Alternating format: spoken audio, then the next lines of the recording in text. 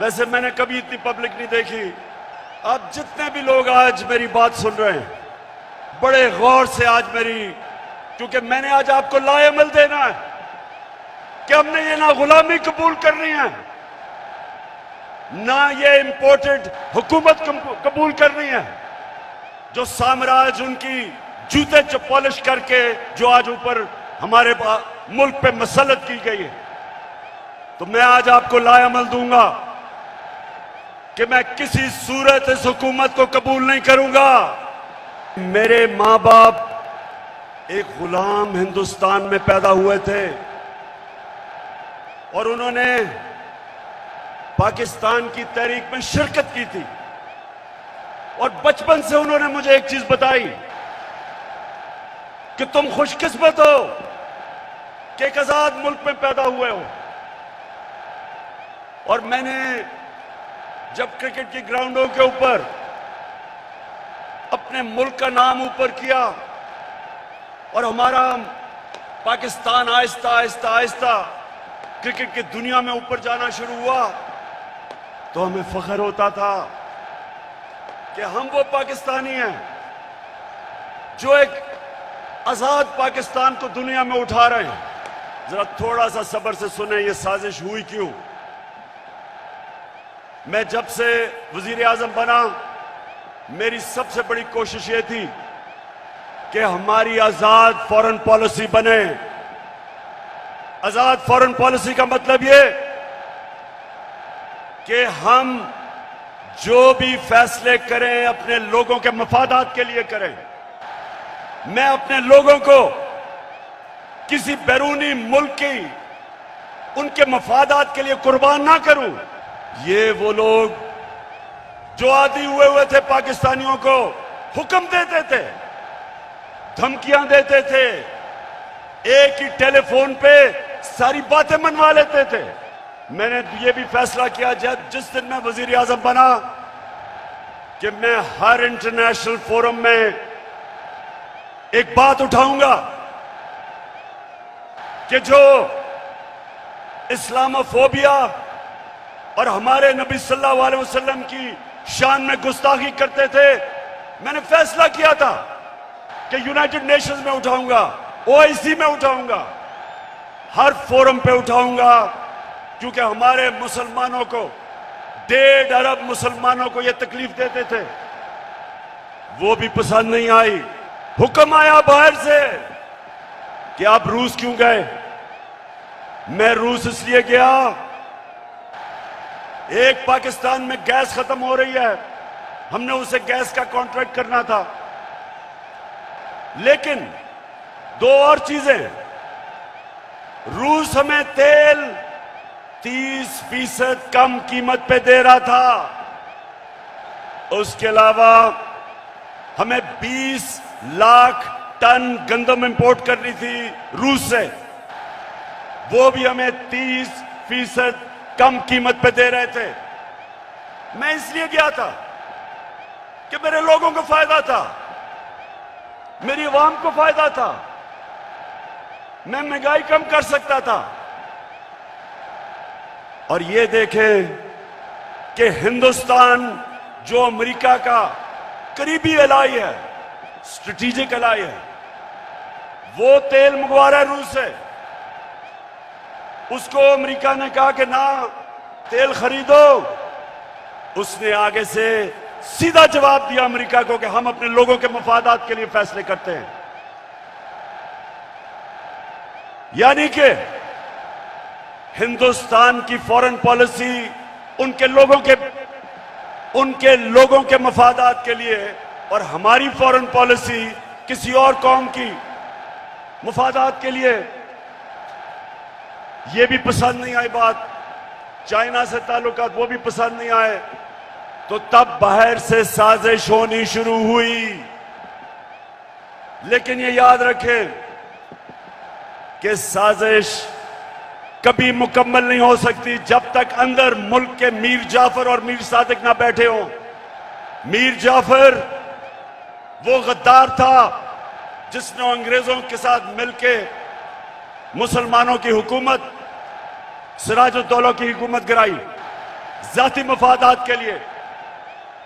और मीर सादिक वो था, निजाम हैदराबाद के साथ मिलके, अंग्रेजों के साथ मिलके टीपू सुल्तान को इन्होंने हरवाया। यहां भी मीर सादिक और मीर जाफर बैठे हुए थे, तो ये साजिश बाहर से हुई, अंदर मीर जाफर और मीर सादिक बैठे थे, अंदर थ्री स्टूजेस बैठे हुए थे। मैं चैलेंज करता हूं, पाकिस्तान वो मुल्क है जिसकी दुनिया ने मिसाल दी कि उस मुल्क जिसने सबसे बेहतर कोरोना वायरस को हैंडल किया, अपने लोग भी बचाए, अपने गरीब भी बचाए, अपनी इकोनॉमी भी बचाई। दुनिया कह रही थी कि पाकिस्तान की इकोनॉमी सही रास्ते पे निकल गई है और जिस रास्ते पे जा रही है आईएमएफ की गुलामी से आजाद होने जा रही थी, तब इन्होंने हमारी हुकूमत को साजिश करके गिराया। ये लोग जो आज प्रोपेगेंडा कर रहे हैं, मैं चैलेंज करता हूं कि तुम्हारे मैं चैलेंज करता हूं कि कभी पाकिस्तान की तारीख में किसी प्राइम मिनिस्टर ने अपने ऊपर इतना कम पैसा खर्च नहीं किया जो मैंने किया। कौन से मुल्क अपने आप को किसी और मुल्क के लिए कुर्बान करता है? 80,000 हमारे लोग शहीद हुए, 6,500 हमारे फौज के नौजवान शहीद हुए। कभी कोई कमीशन बैठी, कभी किसी ने यह सोचा कि ये किसने हमें इस जंग में लेके गया ताकि आगे से हम इस तरह की हिमाकत ना करें। तो जब मेरे से इंटरव्यूअर ने पूछा कि आप अमेरिका को बेस देंगे, आप मेरे से कोई और उम्मीद रखते थे? एब्सोल्युटली नॉट के अलावा कोई उम्मीद रखते थे? क्योंकि मेरा जीना मरना पाकिस्तान में है, ये मेरा मुल्क है, ये मेरे लोग हैं। मैं क्यों अमेरिका के लिए अपने लोगों को कुर्बान करूं? उनको चाहिए थे चेरी ब्लॉसम बूट पॉलिश करने वाले। मैं बार बार आपको एक चीज कहता हूं, कभी किसी जमात को वोट ना दो जिनके लीडर्स के पैसे जायदादें मुल्क से बाहर पड़ी हैं, कभी उनको वोट ना दो। 400 ड्रोन अटैक हुए पाकिस्तान में, एक दफा कभी नवाज शरीफ के मुंह से एक दफा निकला कि ये आप बड़ा गलत कर रहे हैं, ये सारे ह्यूमैनिटेरियन लॉज के खिलाफ है, ये कानून के खिलाफ है कि जज जूरी एक्सिक्यूशनर 4,000 मील दूर बैठ के एक बटन दबाता और लोग मर जाते हैं, नीचे बम फट जाते हैं। ये 400 ड्रोन अटैक्स हुए पाकिस्तान में, एक लफ्ज इनके मुंह से नहीं निकला। मैं निकला सड़कों पे, मैंने धरने किए ड्रोन्स के खिलाफ, मैंने हर जगह अपनी आवाज बुलंद की, लेकिन इनके मुंह से एक लफ्ज नहीं निकला। वैसे देखो मेरे पाकिस्तानियों, एक आप सब ने वादा करना है, वोट हमें दे या ना दे, मैं आप सारे पाकिस्तानियों से बात कर रहा हूं, लेकिन खुदा के वास्ते कभी इन लोटों को सारी जिंदगी वोट नहीं देना आपने, जिनका ना कोई दीन है ना ईमान है, ना उनमें शर्म है, कि सारी जिंदगी उनके बच्चों के ऊपर धब्बा लगेगा कि ये हैं वो लोग जिन्होंने अपने आप को बेचा, अपने जमीरों को बेचा। सारी जिंदगी के लिए इनके ऊपर एक मोहर लगे कि कभी ये सियासत के पास ना आए। जिन जिन हलकों में ये जाएंगे, मेरी कौम पाकिस्तानियों, अगर आपने इनको किसी भी हलके में जीतने दिया, आप इस मुल्क से गद्दारी करेंगे। सबसे तकलीफदेह चीज क्या है कि इस मुल्क के सबसे बड़े डाकू 30 साल से जो इस मुल्क को लूट रहे थे, जिनके ऊपर करप्शन के केसेस थे, जो जमानत पे थे, उनको इस कौम के ऊपर मुसल्लत किया गया। 20 साल ये जो आज बैठे हुए हैं, ये एक दूसरे को चोर कहते रहे हैं। क्या ये चेरी ब्लॉसम ने नहीं कहा था कि मैं आसिफ जरदारी का पेट फाड़ के पैसा निकालूंगा? ये क्या लोगों को बेवकूफ समझते हैं? क्या नवाज शरीफ ने 2 दफा आसिफ जरदारी को जेल में करप्शन पे नहीं डाला था? और क्या आसिफ जरदारी ने हुदैबा पेपर मिल का अरबों रुपए का केस नवाज शरीफ और शहबाज शरीफ पर नहीं किया था? और क्या ये दोनों मिलके फजल रहमान को डीजल नहीं कहते थे? मैं आपको आज ये बता रहा हूं, जब तक मैं जिंदा हूं मैं इनका मुकाबला करूंगा। मैं कभी इनको तस्लीम नहीं करूंगा कि ये जो हमारे माशरे को करेगा, एटम बॉम्ब भी नहीं कर सकता। मेरे नबी सल्लल्लाहु अलैहि वसल्लम ने तकरीबन 1500 साल पहले कहा था कि वो कौमें बर्बाद हो जाती हैं जो छोटे चोरों को पकड़ के जेल में डालती हैं और बड़े डाकुओं को उनका निजाम पकड़ नहीं सकता। ये है आपके सामने। अब इससे बड़ी मिसाल क्या है कि 40 अरब रुपया शहबाज शरीफ और उसके बेटों के ऊपर 40 अरब रुपए के एफआईए में और नैब में केसेस हैं।